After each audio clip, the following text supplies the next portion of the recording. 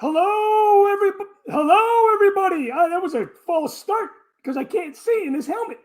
Hello, everybody, and welcome to Machtails from the Cantina Live, the postseason edition of this show.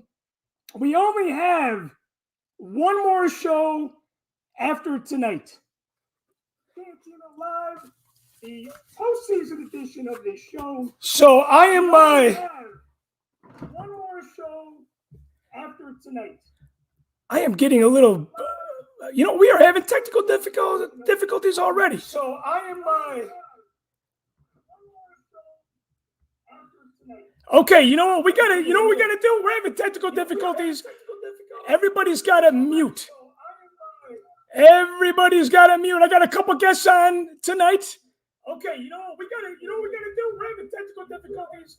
We are. It's you. It's me. Yeah. You know what? It is me. Okay. Hey, wait, it's already a train wreck in this shit show. Yes, that is me. Okay. All right. Take two. Hello, everybody. Welcome to Machtails from the Cantina Live, the postseason edition of this show. That's what I get from doing this impromptu, and I've had a really, really busy week. I promise you, this show tonight will not be, even though we started that way, it will not be as much of a train wreck and a dumpster fire as our last show where we said goodbye to the Dodgers and the Red Sox. See, that's the thing doing this show live. You know, we got Tyler, how many shows have we done live? I think we've done like almost 20 live shows now. Altogether, yeah. We just did a Bartman moment there. Speaking about Bartman, speaking about Halloween, that was our first gaffe. Even though last week it was a little hairy because we did a regular Mocktails show live, and then we did the postseason show. We were already several beers into the night, into the wind. We went, and I got to show you this since it's Halloween time. This is Halloween 2008. Speaking about doing the Bartman there with the false start. That is Sean Hines as the Joker, myself with plane tickets to get out of town, dressed as Bartman, Michelle as the goat holding the black cat, and Lisa as the Riddler. I saw the new Batman trailer today in front of Dune, and I'm excited for that as well. It's going to be hard to live up to the Christian Bale trilogy, in my opinion, because that was so good. But that is another chat for another time. Make sure you join Mocktails from the Cantina. The Patreon show, we do weekly podcasts. Just did a 1-hour Halloween special. Had a lot of fun doing that one. Spent a little bit too much time on that one. And of course, we do all the live shows. Your name gets drawn. Tyler won last week. He won a very, very cool 501st patch from Albin Johnson. R2KT was dressed up, the little pink R2 unit was dressed up as Ahsoka Tano. Last week on the show, I called her Asaka because I was thinking of sake, as my friend Barry Harmon always pronounces it. But I got two guests on the show tonight. Tyler's not really a guest. He's more of the co-pilot of this show. And then I have Andy, who has not been on in a while. But before I bring them on, I want to apologize for telling Michael Wistock to go fuck himself last show, because I was just, that's what friends do. That's what really, really good friends do. Instead of punching each other on the arms, we say that to one another. I'm sure you have a relationship with somebody in your life that maybe you're not friends with, that you'd like to tell them that. Or maybe you're just good buddies. You say that to each other all the time. But Michael Wistock, the Dodgers fan, Dodgers friend, show producer, big time, long time supporter.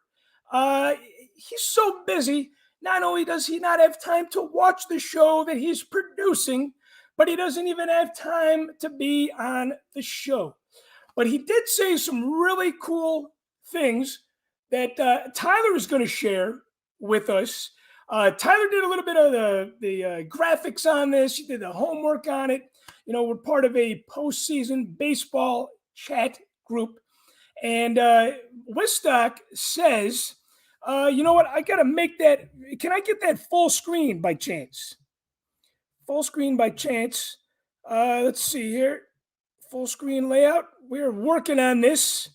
It's Friday. Happy Friday, everybody. Okay, so Wistock says it's also perfect. These two. Well, he said something before this, but that's to remain off record. As Jocasta New had said, it's also perfect. These two shitbag teams are on the World Series, in the World Series. Their history and DNA are reflection of the loud vocal minority of the virtual signaling victim entitled woke snowflake culture that exists in America and the world today. Either that or I'm just a bitter Dodgers fan. Well, you know, Michael, yes, those fan bases, and I hope that there's some Astros and Dodgers fans tuning in today. You know, my biggest complaint on the Astros is that they cheated the World Series against the Dodgers. I'm sure Michael's still bitter about that. It would have been nice to see those two teams rematch. I was hoping, and Andy was predicting that the Rays were going to face off the Dodgers like they did last year, and both teams, unfortunately, fell short. But, you know, when you got the Braves, they're still using this. I should not have this in my collection, but I do. The Tomahawk. And then he also says this will be one of the worst, the most absolute dog shit World Series ever. You know, I don't know. I think that's the Cardinals and the Red Sox, Michael. I have to disagree with you on that one. Only people with IQs below 70 will enjoy it. This, you know, I don't know if Michael wanted us to share this statement, but if he was on the show, I would pry this out of him and I'd say, Michael, you have to share this stuff because as a documentary and filmmaker like myself, I love it when people are very transparent and open. He also says that means all the Braves and Cheatstros fans will enjoy it. So Braves fans and Cheatstros fans, maybe your IQ is above 70. We would love to hear from you. Would love to hear from you, have your thoughts. I was going to have some fans from those fan bases on the show, but this is a Patreon member-only event.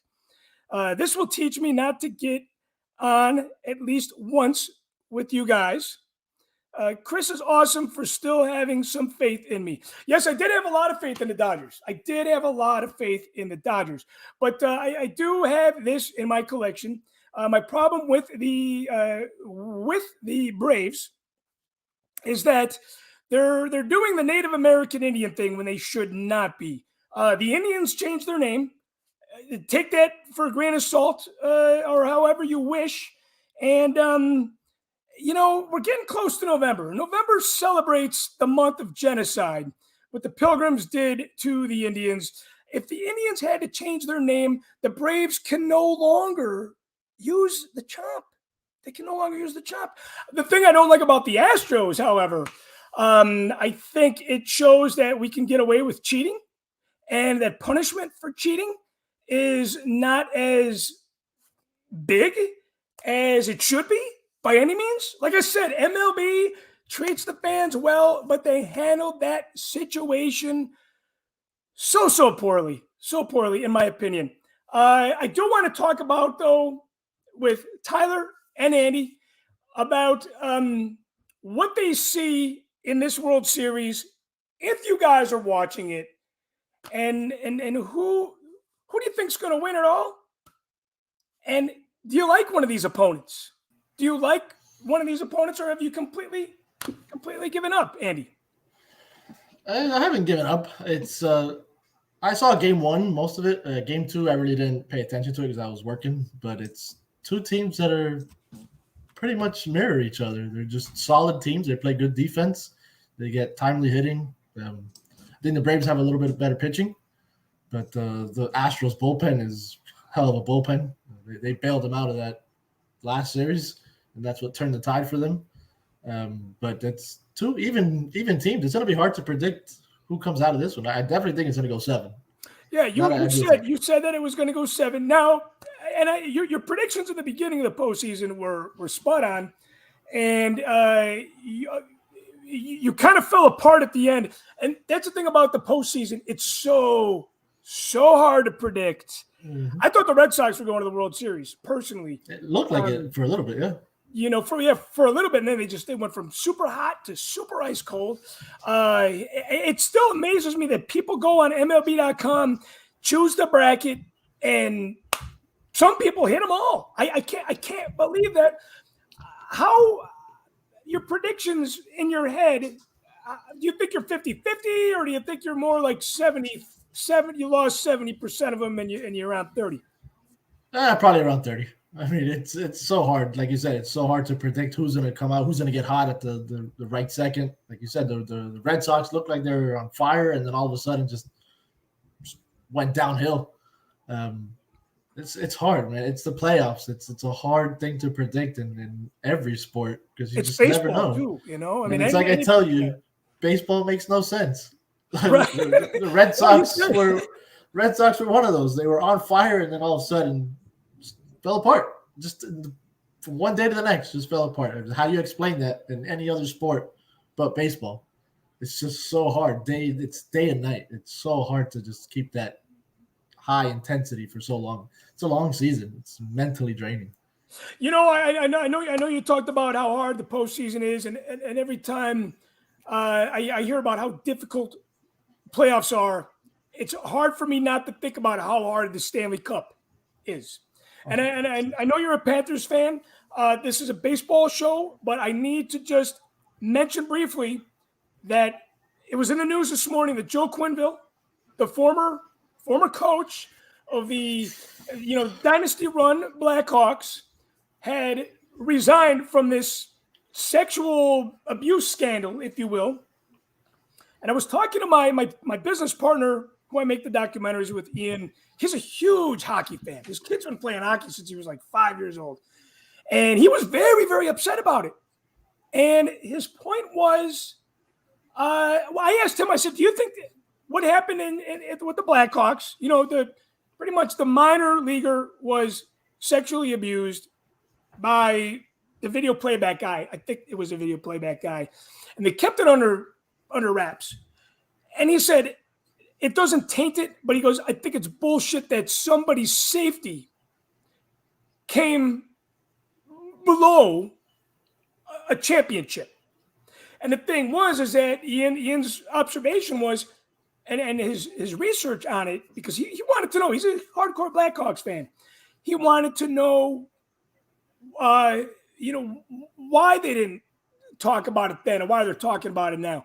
And it was because they didn't want to have that 2010 team collapse under this sexual abuse thing that happened and ruin it for everybody. Because as you know, sports is a psychological game, but it's just a crazy thing that happened. Crazy thing. I like to compare. I was talking to my wife. I've talked about it with Tyler and you guys in the group chat. I always compare it to the military because sports is always compared to war. You're going into battle and, the game, that's the mission first. And something like this happens in the military. You have your chain of command, which it goes up through. But at the same time, it's up to the leaders to handle it. And the rest of the squad, the team members, still got to put the mission first.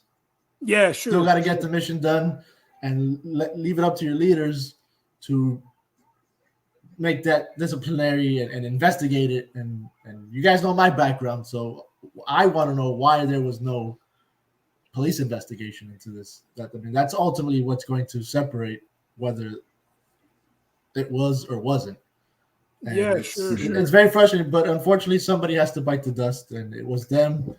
And hopefully, these guys I thought it was just a very strange thing that, and I'm sure everybody can admit with this that it happened so long ago, right. And here it comes out, which I think is a lesson in life. And I don't want to get too far off of baseball, but baseball has taught us a lot of life lessons, and this kind of goes hand in hand with that. Whatever bad things people do,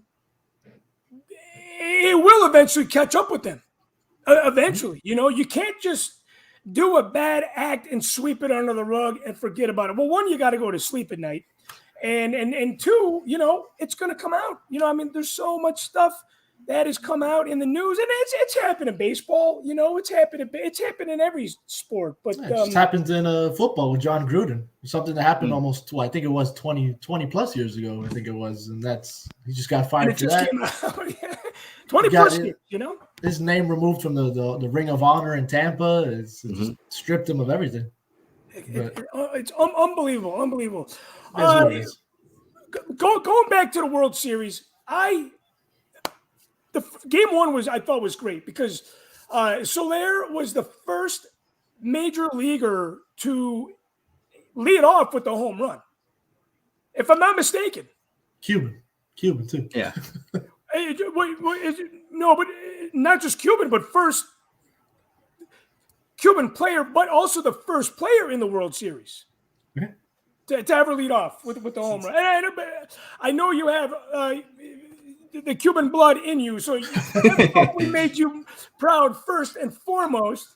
But I just thought that was so cool, and he came up with Javi Baez. Love him or hate him, love or hate Javi Baez. But I remember I was a fan of Soler first, and I think that's what's keeping me somewhat interested in the World Series right now with the Braves, because there are so many former Tampa Bay Rays players.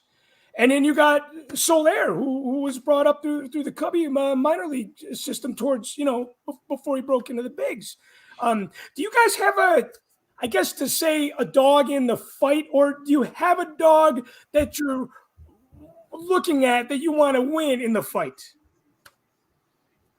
Tyler? I just want the Braves to win. I've watched 10 minutes of the World Series so far, and that's that's probably more than me. It's not a character for me. Well, so I'm just. Well, the Braves just took the lead, so there you go. 1-0 now. So. I've been playing more MLB The Show lately, trying to relive my fantasies. Fantasy baseball video games. I love it. That is a good way to spend the off season. Andy, that's hard for you, right? Because I know you're a Marlins fan, and I know the Braves have a little bit of that. You have a little bit of that dislike towards them because they're in that same division. But do you want to see the Braves beat the Cheatstros? He looks like he might be frozen. They might have called him up right now to go play for the Marlins. I know he lives around the stadium. Maybe he's driving over there. Yeah, and I think he's trying to do what Boston Dan was doing eventually, right? Because Boston Dan was cosplaying as Han Solo and Carbonite. Yeah. And I think that's exactly what Andy was trying to do. But now he's frozen. Now he's back. He's out. Can you see? Did Slayer come to the rescue and get you out of the Carbonite? Andy, do you have eyesight? Was it me? Yeah. I thought it was all of us. No, well, I seem to be out of Carbonite right now, but do you feel like you want to – do you feel dirty if having the Braves win the World Series? Not really. I see it as much as I hate them. It's keep it within the division. It's representing the NL East. And I'd like to see Freddie Freeman. The guy deserves it. Yeah. He's been on the Braves since he was AAA. I mean, how was he drafted by the Braves? I think so. I want to say he was. I know him and Jason Hayward were like the two big guys coming up. Now, Andy, you mentioned your Cuban background. I don't believe we had you on the show where we talked about our history of baseball fandom. I might be getting this mixed up because I know we've talked off record, but when did you start playing baseball? Pretty much from 3, 4, 5 years old. I mean, it's in Miami. That's how you start young. My dad, that's all he did when he was growing up, lived, ate, slept, breathed baseball. That's just in his blood. It's my grandfather, all my cousins. And down here in Miami, we start young. And I played into high school. Once you get into high school, it's a different game. It comes down here, especially. It's so political, so political. It's just Did sometimes. your grandpa play in Cuba? No, they fled Cuba before Castro. Okay. Right at the time of Castro taking over, they fled Cuba. When he came over here, they had a lot of baseball leagues growing up. He had a couple leagues, and he was friends with Cookie Rojas. He was a third base coach of the Marlins at one point. I believe he was an ex-ball player as well. And you mentioned that somebody in your family knew Orestes Estrada, who does the Tampa Bay Rays pre and post game show. Tell me about that story again. So it's all within the league that my grandfather used to have. It was all mutual friends because they used to know Orestes' father. And that's going way back. Yeah. So then Orestes' nephew, we went to high school with as well. So we've known them for quite some time. And then, of course, like I told you before, my grandmother's first cousin, Carlos Tosca, he head coach in the league. He coached the Blue Jays for a little bit. I believe he was even coached, I think, the Marlins. He was a bench coach for the Marlins, I think, under, I want to say maybe Ozzie Guillen, but I don't remember. I know he was a bench coach. He coached the Blue Jays for a couple of years, and then he got fired. But I got a lot of connections. Yeah. It's cool. Not only have you been playing ball since you were, like you said, 3 years old, and playing in Florida, that's the nice thing about playing down there is because the weather is for that. Yeah. It's perfect for that. And I mean, your grandfather was involved in baseball, and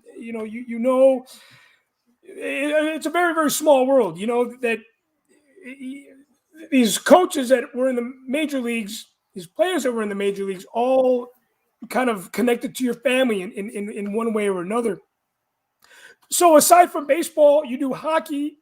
Where are you after the World Series?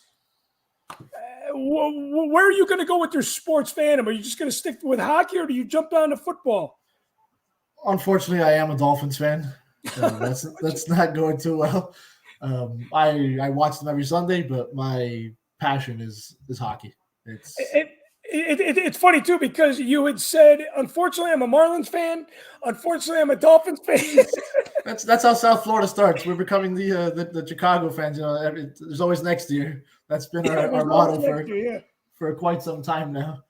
Well, I gotta tell you, one thing. Speaking about that, there's always next year. I gotta tell you, if you're a Braves fan, or if you're a Cheetos fan, and by the way, I wanted to share this earlier. If you're 21 or over, every time you hear the word Cheetos, take a drink with us. I'm going to refill my drink in a minute, but I do want to say that the thing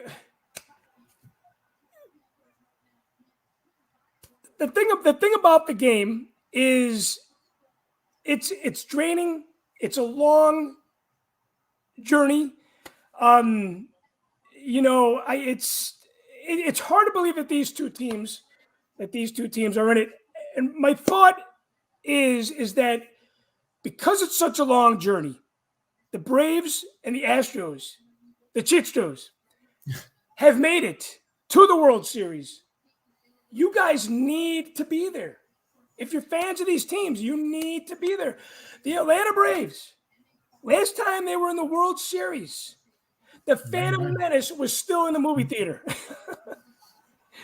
And I don't want to call anybody out for their fandom, but I love going to baseball games. There is nothing quite like it. And I just feel like if your team finally breaks into the World Series, the last two remaining teams of 30, and especially if it's been a long time, like when I was at Game 7 of the World Series, I always thought like every Cubs fan in the world should be there. And people were like, "Hey, man, what were you, the fun police?" And I'm like, "No, but why were you not there as a Cubs fan? That was Game 7 of the freaking World Series. It was 108 years, So I just think it's so important for my fandom anyway. When my team goes to the World Series, I have to be there. I mean, when the next Star Wars movie comes out, whatever it's going to be. What if you're like, you know what? I'm just going to stream it at home from my couch. You can't do that, man. You got to go to the movie theater. Certain things are made to be seen certain ways. Movie on the big screen, World Series, at least one of the 7 games. Well, there's not always 7 games, as you know, but you called it 7 games this time. I can see that happening. Like you said, these teams are marrying each other. Yeah. It's going to go back and forth. I think the Astros, I know Tyler doesn't want to hear this because the Astros eliminated Tyler's White Sox. But just from an outsider looking in, I think that the Astros have something to prove. Obviously, they're trying to prove it, that we can win maybe without cheating. Who knows if they're cheating this year. And I know, Tyler's not a fan of Dusty Baker. He called him Chokey Baker, called him Crusty Baker.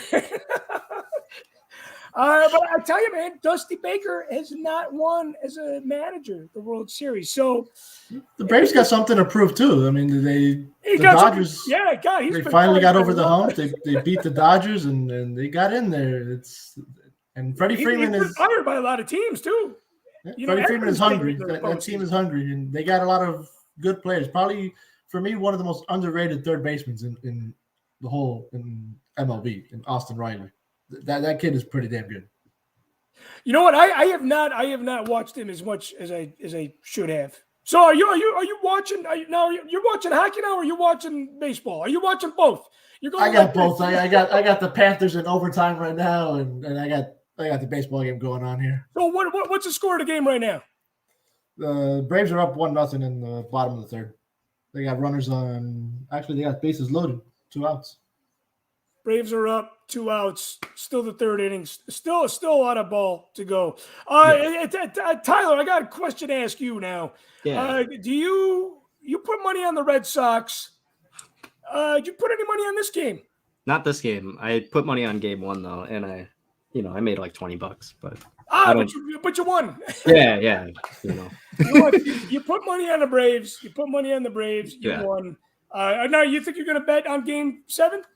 If there's a game 7, yeah, I'll bet on mostly the rest of the games. I've just been busy. So yeah, you know what? Amen to that, man.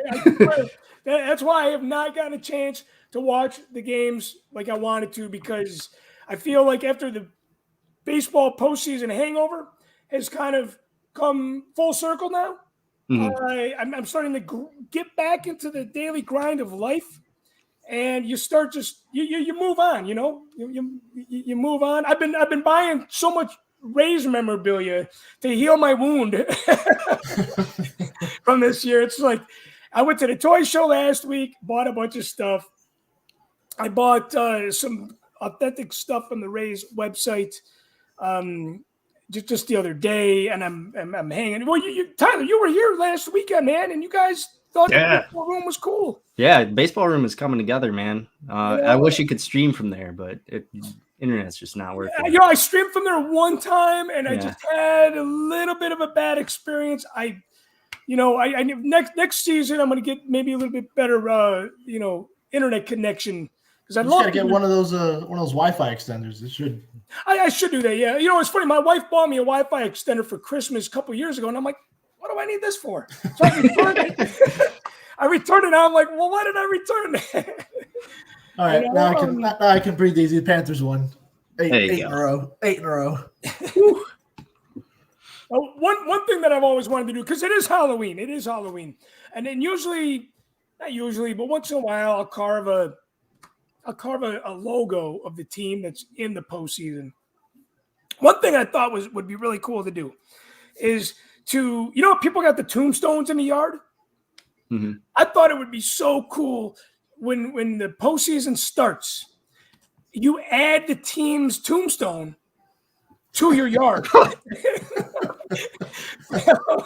So every time a team gets eliminated, you put the tombstone in your yard. I think that'd be kind of a fun Halloween decoration, you know? Yeah. I had not a tombstone, but I had a baseball. Well, I'll never forget in 03 when the Marlins had their championship run. For I think it was game 2 where Pudge hit a walk-off against the Giants. I had a baseball in hand. I was watching it outside with my dad and my brother. I just had a baseball in my hand the entire game. And they won, and the superstition kicked in. I held that baseball through the entire postseason, and every time they would eliminate a team, I'd write it on the ball. And until they got to the World Series and took down the Yankees, it was my championship ball. So Nice. Somehow I lost it, though. Oh, no. You lost the ball. Oh, yeah, you lost the ball, and if I'm not mistaken, they haven't won since. No. You got to go dig it up. Should have kept it. Yeah. Well, okay, there you have it. You got superstition, baseball, and Halloween, and the postseason, all in one story. I think that is a funny story. You lost the ball that was kind of helping you through the postseason. You lost it, and they have not won since. So the whole fate of the Marlins, my friend, is weighing on your shoulders until you find that ball. And I had another story. When I was younger, Andre Dawson was hitting in a batting cage in one of the parks in Miami, and I had a baseball in my hand. I was like, "Oh man!" So my dad's like, "Go get his autograph." So I go, I get Andre Dawson's autograph, and what do? I get the baseball and I go play catch with my brother. Oh my gosh! Yeah. Tyler, have you ever gotten anything from the game? Any bats or any balls from the game? The only thing I got was we knew someone growing up who went to spring training games, and I had a Paul Konerko, Bobby Jenks, and Frank Thomas signed ball, and I have no idea where that is either. But it's there somewhere. Was it a ball that they? It was a Frank Thomas spring training home run ball that they went and got signed. It was a spring training Frank Thomas home run ball. My first time at Tropicana Field, inaugural year 1998, the White Sox were playing there. And I remember sitting on the third base side, and I wasn't in a baseball at all really at this point, but my family was. And I just remember the Big Hurt just from being in Chicago. He was, it's like being in Chicago, not giving a shit about basketball. You still knew who Michael Jordan was. Yeah. And I remember Frank Thomas putting this ball like in the upper deck at Tropicana Field down the third base. I'll never forget that. And I was probably rooting for the White Sox because at the time, that was Chicago team playing the new Tampa Bay Devil Rays. But that's the only thing I really remember from that game. And I remember leaving the neighborhood because the area around St. Pete was the ghetto at the time. Mm-hmm. And they've really, really cleaned that area up. So talking about scary things, Halloween, St. Pete was that back in the day. It was a scary place. I bet you, Andy, the police in St. Pete back in 1998 were very, very, very active. Oh yeah, Tampa too is old and run down, and it's historic. St. Pete is the same thing. Like you said, they built it up because they got the whole downtown area. They got the lightning in there. So they redid it all. Yeah, and years ago, I do know there are probably some Soprano stories out of Tampa from back in the day. Back in the day, that was, I know Allen Ginsberg, the poet, had written a song that Rage Against the Machine covered. I had to be played on a jukebox, and not Miami, but Tampa is referenced in that poem, I believe. So Florida was Donnie Brasco. That took place down in Florida as well. Some of that anyway. Now, we've talked about the Mafia tonight. We've talked about the Hawks sex scandal tonight. Talked about Halloween. Well, hey, guys, thank you so much for joining the show. Andy, I'm glad you were able to join us finally. Thank you, Chris. Because you've been a big part of the beginning of the postseason show. And we only have one episode left. We'll wrap it all up with the World Series winner. And we'll also talk about the winter meetings and what to expect and what we expect as fans, because this is a fan-based show, what to expect from our teams this year. And I want to hear your opinion on what you think the Miami Marlins are going to do in the year 2020. Not much, but I'll give you my thoughts. All right, guys. Well, thank you again. Thank you again. My drink is empty. I'm out of time. My friends are out of time as well. I want to thank them for joining me on the show. Remember, it's not how you start, it's how you finish. And we're not finishing with an echo delay on this episode. And 2 teams in the World Series, man. Braves and the Cheatstros. I got to root for, as much as I'd love to see Dusty win, I got to root for the Braves on this.